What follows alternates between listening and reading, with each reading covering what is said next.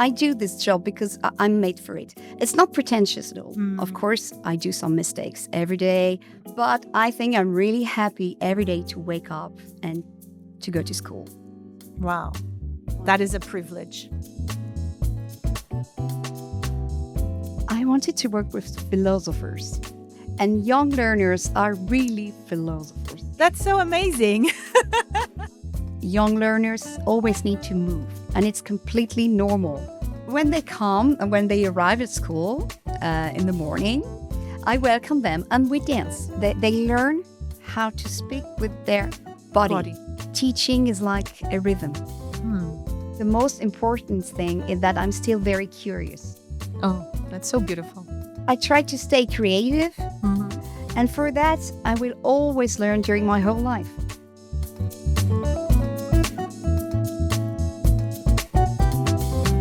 Hello, Clélia.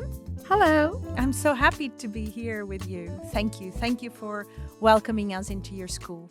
In this, I can say today we have the Tiny Desk podcast, tiny chairs on a tiny desk in this very colorful room in the very, very center of Paris. Tell us about this school. I really thank you for coming here. Thank you so much. And I wanted to thank you for this podcast before, because I think it's so kind of you to talk about us, about teachers, you know? It's really nice. And it's really nice to talk about our job, our students, our feelings, and because we never hear about teachers. So thank you so much for these ideas.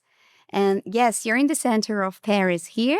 You're in our tiny school. It's the first public bilingual school in Paris. And we try to teach English to young learners and to learners.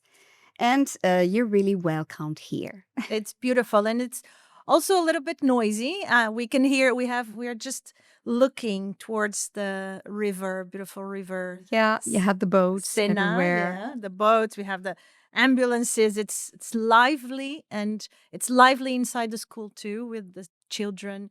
All the classrooms are so colorful. It's a beautiful place. And you said it's the first bilingual public school in Paris. Yeah.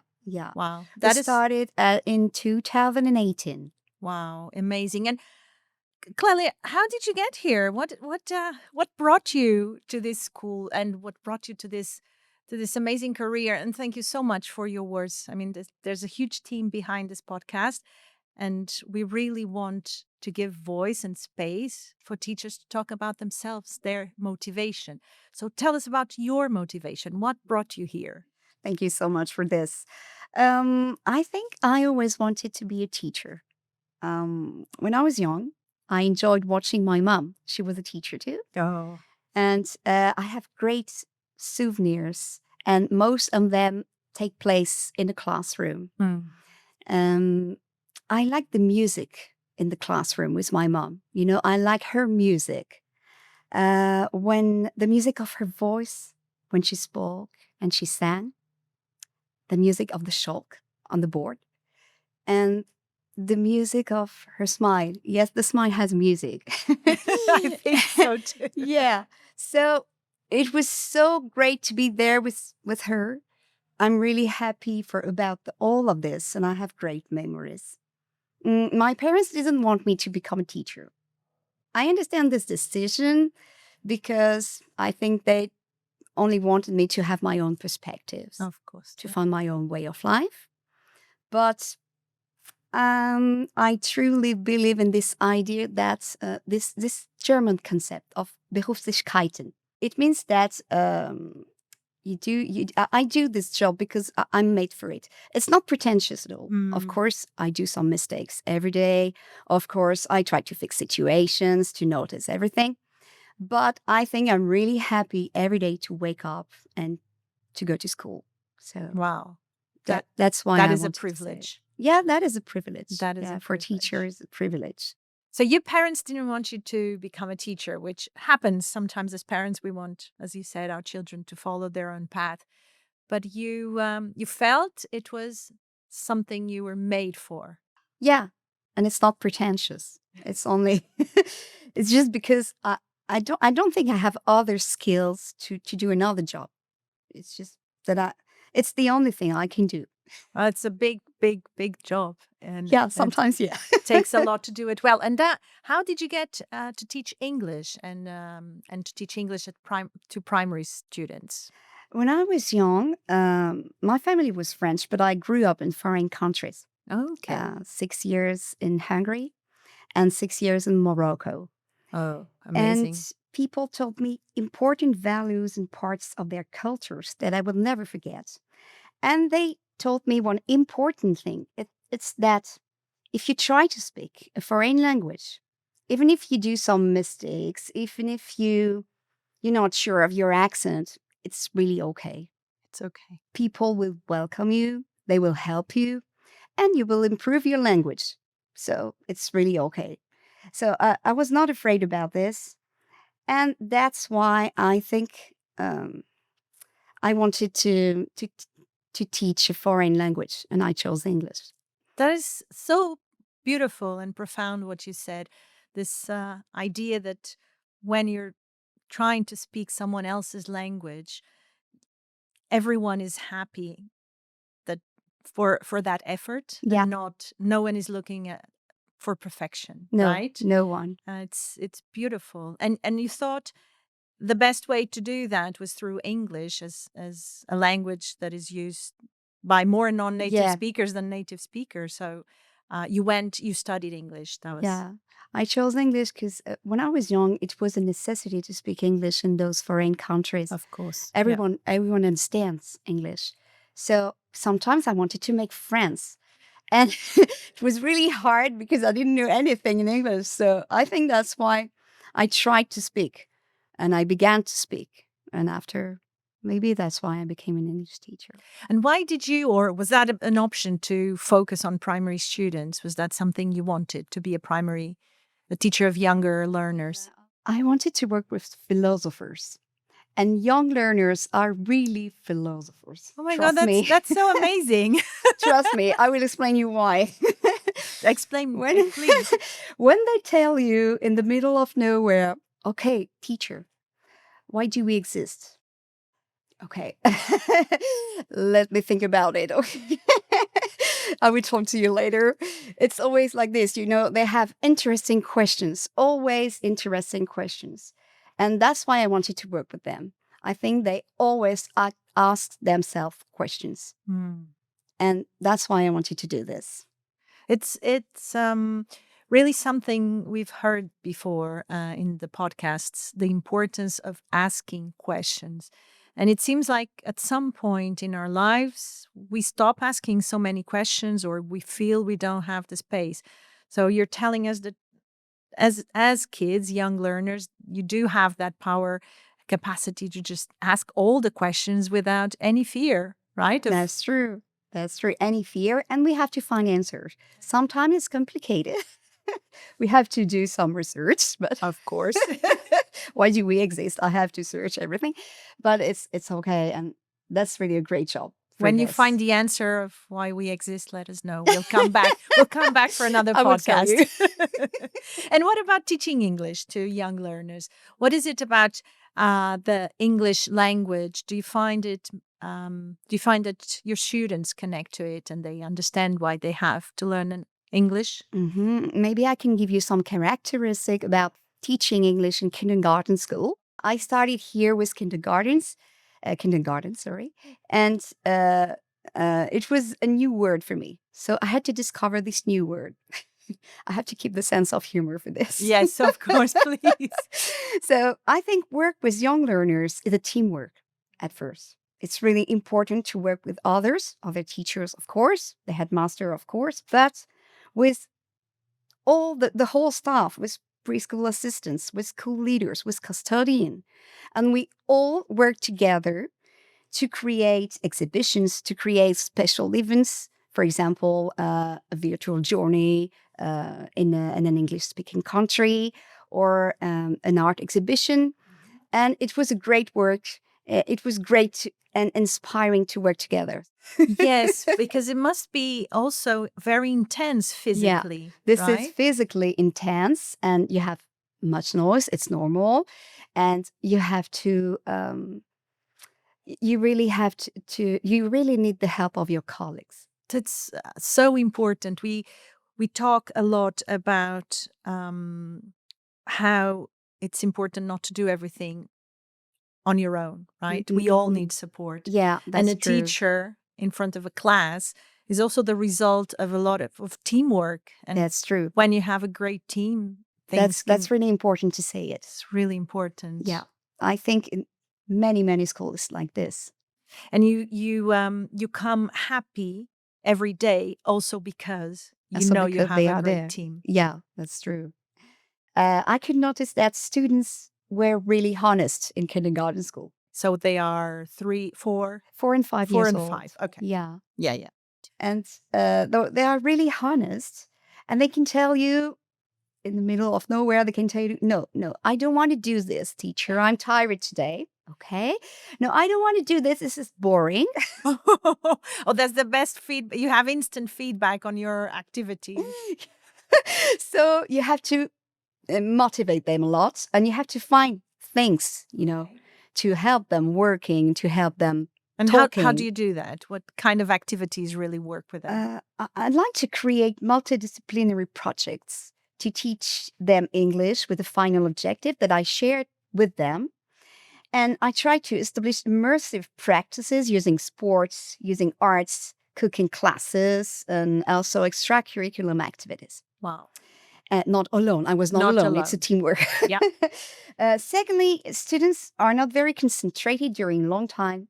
So we had to find short activities like games, like dances, like songs, like rituals, but not more than 10 minutes. We have to create many resources like games, stories, activities, and we wrote special stories for them. Oh, okay. And thirdly, even if they listen to you, even if they are concentrated, young learners always need to move, and it's completely normal. And we really have to let them move, because if we don't do this, it doesn't make any sense for them. That's really important. That's really important advice. in kindergarten school. That's a really important characteristic. Yeah, They need to be in motion. They need to move. They Yeah. need to they can't need to move. sit still, right? When we show flashcards in kindergarten, they have to do sports at the same time.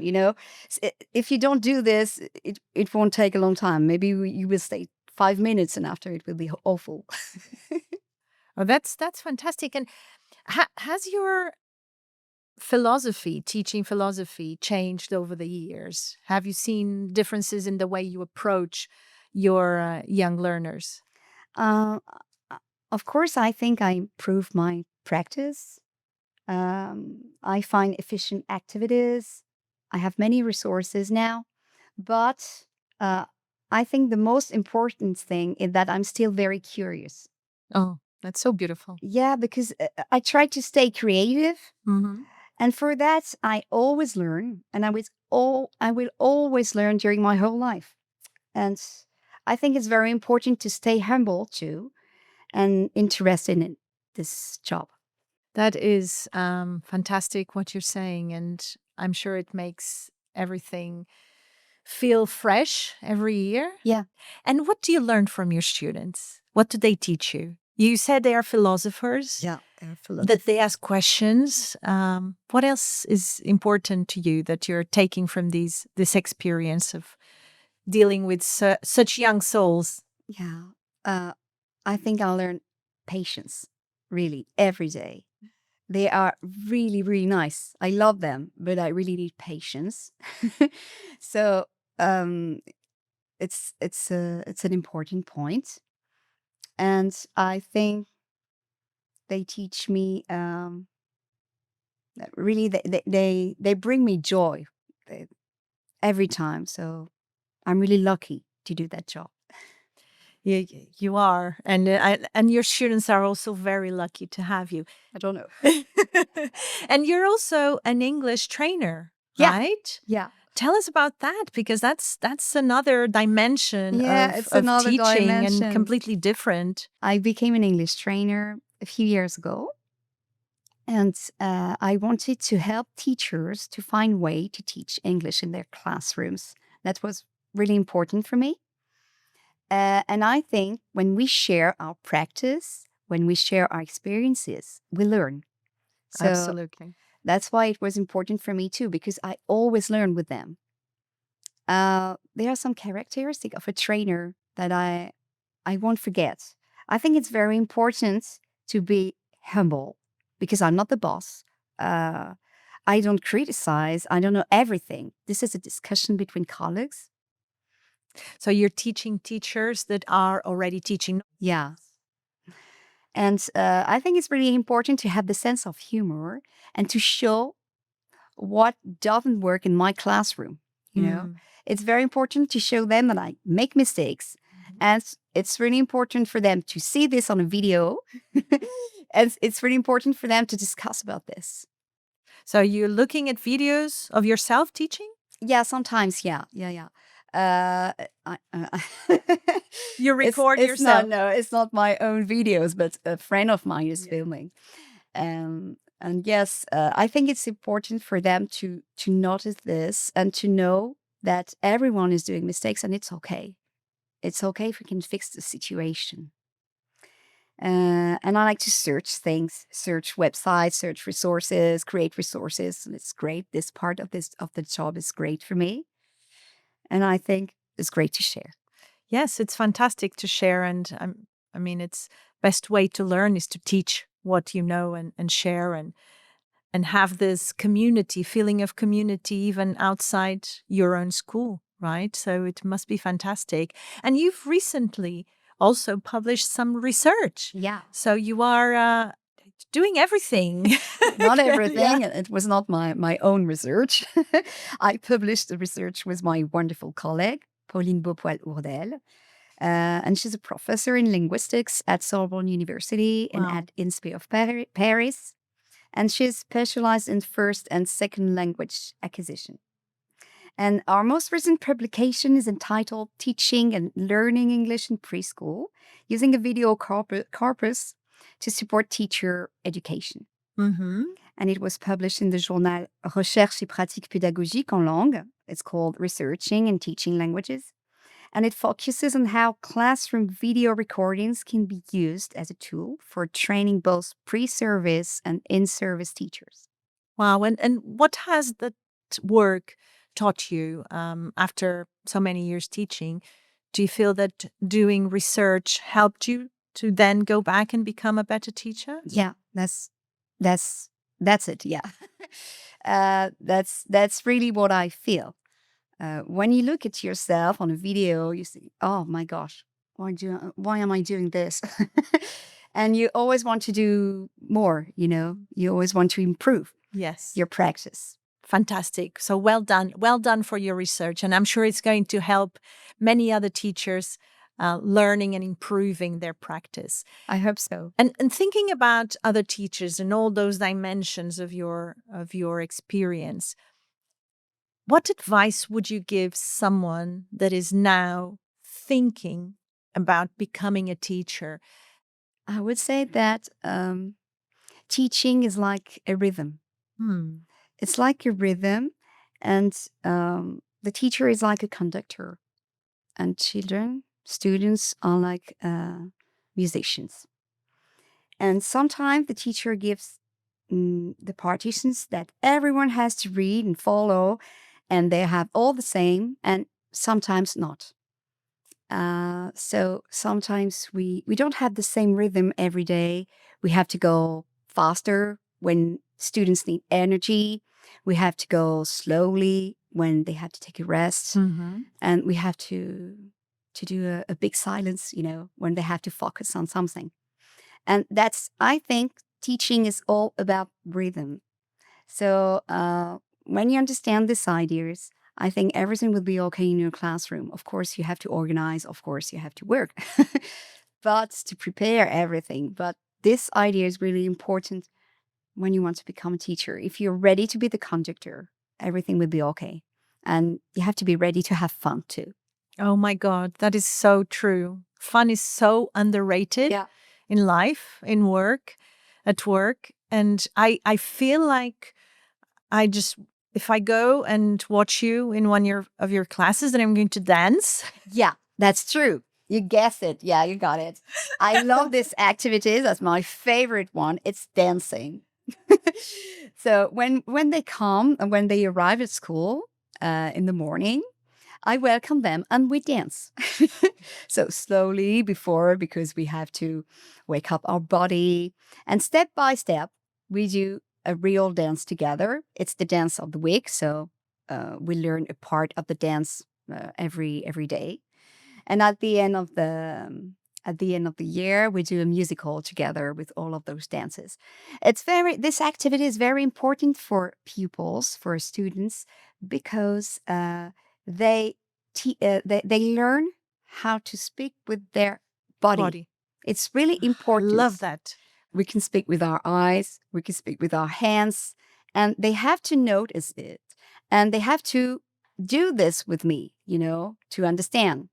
So it's very important to have this. And when we do this activity, of course, I'm the only one who's speaking English, but I'm not the only one to express myself. Everyone is expressing themselves with their body. Yeah. Oh my God, I want to do a dance with you, Clélia. You're welcome. You can come one day.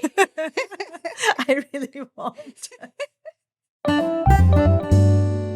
Hello, my name's Matt Elman. And I'm Cecilia Lemos-Hama, and we're part of the Professional Learning and Development team at Cambridge. And we're here with another top tip about delivering actionable feedback, and specifically helping your learners focus on giving feedback to each other and to themselves. So we're talking about self and peer assessment. Cecilia? Yeah, I think that the most important thing when we're talking about that, I think we should focus on the actionable bit about actionable feedback. And as teachers, we should give actionable feedback, but peer feedback has to be actionable just as well. Yeah, feedback doesn't do anything if people don't use it in some way. It's about being very specific. It's about doing something, giving something that the person can build from and improve, right? Yeah. Or sometimes it's not only about what the person can improve, but it's actually about what they're doing well. Yeah, and helping them understand that. Yeah. Let's talk about success criteria, because that's a huge part of delivering feedback, isn't it? Yeah. So for me, the whole process, whether it's you giving feedback to learners or whether the learners are giving feedback to each other, it has to be about looking at the success criteria, comparing that with how the learners performed, and then based on that comparison, that's where the feedback comes from. So the learners are deciding for themselves what they need to do to improve or what they did well by comparing the success criteria with performance during the lesson. Absolutely. Does that sound right? Yeah. And I also think that it's important to bring up that we can't just assume that learners know how to give and receive feedback. So doing some learner training or talking to the students about feedback is also important. Maybe doing an analogy and showing them that we actually give feedback all the time. They already do it. The only thing I would say when it comes to self and peer assessment is that it takes time for learners to get used to this idea that they are deciding for themselves how well they've done. Yeah. So many learners feel that this is the teacher's job, and it is the teacher's job. But self and peer assessment is about the learners understanding for themselves where they're trying to get to. And how successful they've been so far. Yeah. Knowing that's a journey, not... Yeah, and I think it takes quite a long time for learners to get comfortable with that idea. So for any teachers that are trying this, give it a chance. Give it a chance, but a few months, right? Yeah. Yeah. And that's our top tip about actionable feedback. You know, I'm sure you have so many stories of moments where you had a feeling, that feeling when you just, and you talked so much about being humble, and this is really a humbling feeling also, but that you are at service, that what you do is the right thing. Like the German, what's the German expression? Berufstätigkeiten. That you were made for this. Can you share with us one of those moments that you felt like that? There are many moments that we can share, but the most important one, I think, is when I can see in their eyes, okay, yes, I did it. I can. I get it. I traveled a long way, but I did it. That is a wonderful thing. I think it's the most important thing for us, for teachers. And this is priceless. This is priceless. Priceless. Priceless. It's priceless. It's priceless. It is amazing. Yeah. And how did they tell you? They express it to you like, oh, I never thought I could do this? Yeah. Sometimes they say that. And that's really emotional for me. That's much emotion for me because I'm a small part of it. You are well, you are a big part, but you are a really big part of making that happen. And there is something very special in primary schools, right? When you're teaching children that are just beginning their lives, and you can be that the catalyst for that belief in themselves. Yeah, and it makes me think about a phrase. They didn't know it was impossible, so they did it. And this is really important for children to have this idea in mind. Let's say it again because it's so important. They didn't know it was. They didn't know it was impossible, so they did it. It's not from me; it's from Mark Twain. They didn't know it was impossible, so they did it. Yeah, they didn't know it was impossible, so they did it. Wow. And things are impossible when you tell yourself they are. If you try and try again and work hard, everything is possible. Not really the way you expected it, but you will find something and you will be happy and proud of yourself. Oh my God, that's lovely. And what do your parents tell you now? What did they feel when they realized you were going to become a teacher, but you were this happy son that just touches everyone in a positive way? I think they are released. They had many doubts, and I think now they are released with this. Now they understand, okay, this is what she had to do. Yeah, but they don't really talk about this. So sometimes they see that I have much work, but they see that I'm happy, so it's okay. And is there anything that you do? I mean, we can see that you are happy. It completely comes through in everything you say. Do you have any tricks to keep your motivation, to keep your mental health and your balance?